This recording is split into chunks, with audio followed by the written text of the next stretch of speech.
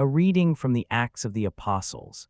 King Agrippa and Bernice arrived at Caesarea and greeted Festus. And since they remained there for many days, Festus spoke to the king about Paul, saying, "A certain man was left behind as a prisoner by Felix. And when I was at Jerusalem, the leaders of the priests and the elders of the Jews came to me about him, asking for condemnation against him. I responded to them that it is not the custom of the Romans to condemn any man until he who is to be condemned has been confronted by his accusers and has received the opportunity to defend himself, so as to clear himself of the charges." And so when they had come here, without any delay, on the following day, sitting in the judgment seat, I ordered the man to be brought forth. And when his accusers stood up, they brought no charge against him of the evil deeds that I was thinking of. Instead, they had certain disputes with him about their own superstition and about a certain Jesus, who is dead, but whom Paul asserted to be alive. Therefore, since I was uncertain about this matter, I asked if he was willing to go to Jerusalem and to be judged there concerning these things. But since Paul requested to be kept in custody for the decision of the emperor, I ordered him to be held until I could send him to Caesar. The Lord has established his throne in heaven. Bless the Lord, O my soul, and all my being. Bless his holy name. Bless the Lord, O my soul, and forget not all his benefits. The Lord has established his throne in heaven.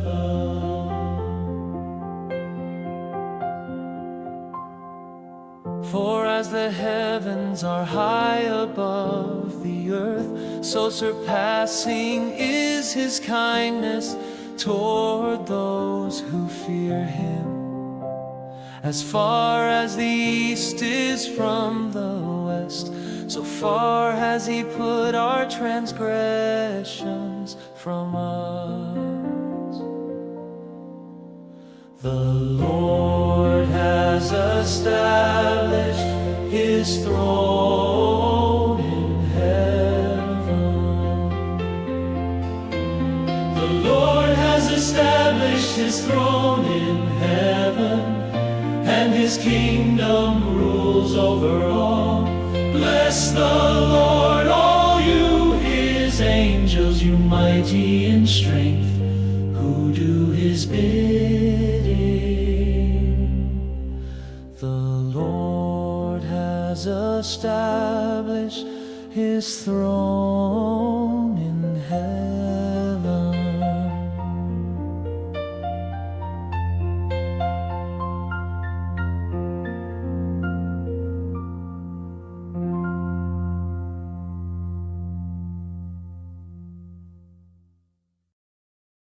A reading from the Holy Gospel according to John. When they had dined, Jesus said to Simon Peter, "Simon, son of John, do you love me more than these?" He said to him, "Yes, Lord, you know that I love you." He said to him, "Feed my lambs." He said to him again a second time, "Simon, son of John, do you love me?" He said to him, "Yes, Lord, you know that I love you." He said to him, "Tend my sheep." He said to him a third time, "Simon, son of John, do you love me?" Peter was grieved because he had said to him a third time, "Do you love me?" And he said to him, "Lord, you know all things. You know that I love you." He said to him, "Feed my sheep. Amen, amen, I say to you, when you were younger, you girded yourself and walked wherever you wanted. But when you are older, you will extend your hands, and another will gird you and lead you where you do not want to go." He said this to signify by what kind of death he would glorify God. And when he had said this, he said to him, "Follow me." Join us for today's reflection. Do you love me more than these? Jesus asks Peter the same question 3 times, each iteration cutting deeper than the last. By the third asking, Peter is hurt. "Lord, you know all things. You know that I love you." But why the repetition? Why the apparent redundancy? Why push Peter to the point of emotional pain with the same question? because love isn't proven by single declarations, it's revealed through triple testing. The breakfast scene on the beach carries weight beyond its simple setting.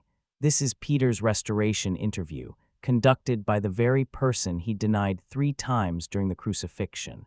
3 denials demand 3 affirmations. 3 failures require 3 renewals.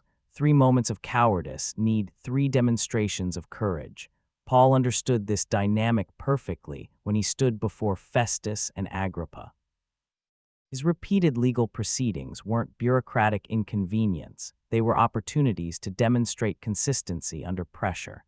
Would his story change when audiences changed? Would his conviction waver when stakes escalated? Festus found no charge deserving death or imprisonment. Agrippa heard the same defense Paul had given in Jerusalem, in Caesarea, before governors and kings. Each telling revealed the same truth. Paul's conversion was real, his calling was authentic, his commitment was unshakable.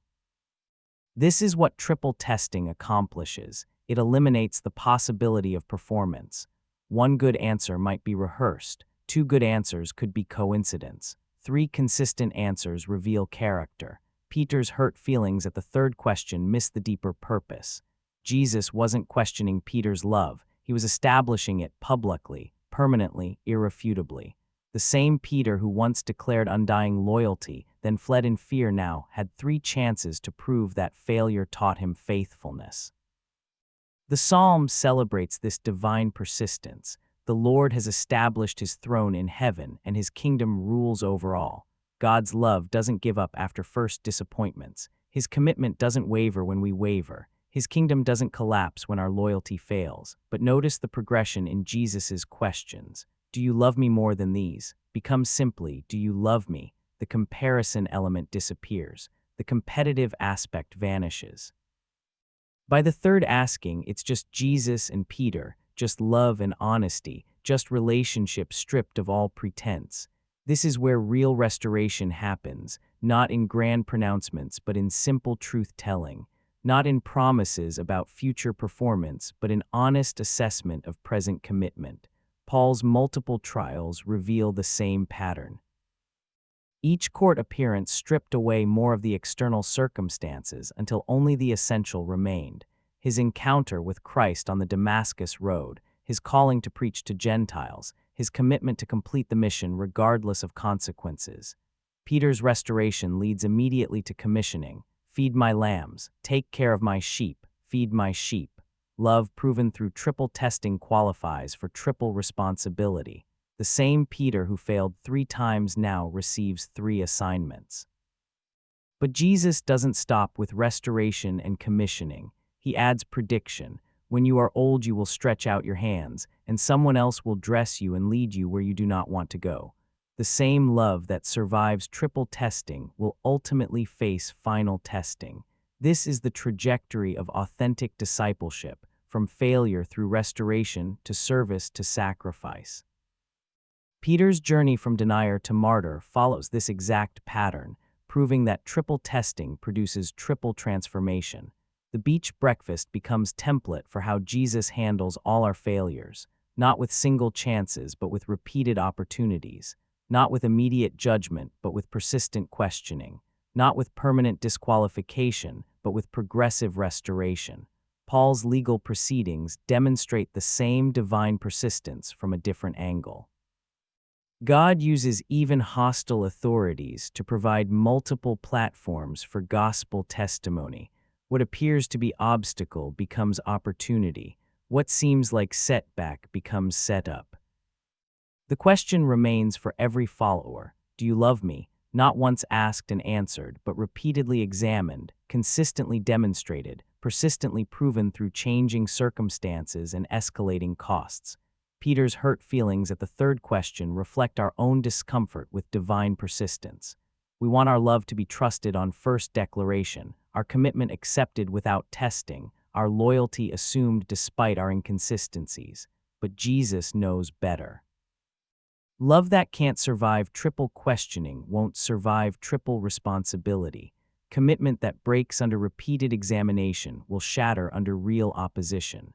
Loyalty that requires gentle handling can't handle harsh realities. The Lord has established his throne in heaven precisely because his love survives every test, his commitment endures every trial, his loyalty persists through every failure. He offers us the same opportunity to prove our love not through single moments but through sustained faithfulness. Peter's restoration gives hope to every failed follower. Paul's persistence encourages every tested believer. The triple question reminds us that divine love doesn't give up after our first answer. It keeps asking until our love becomes as persistent as his.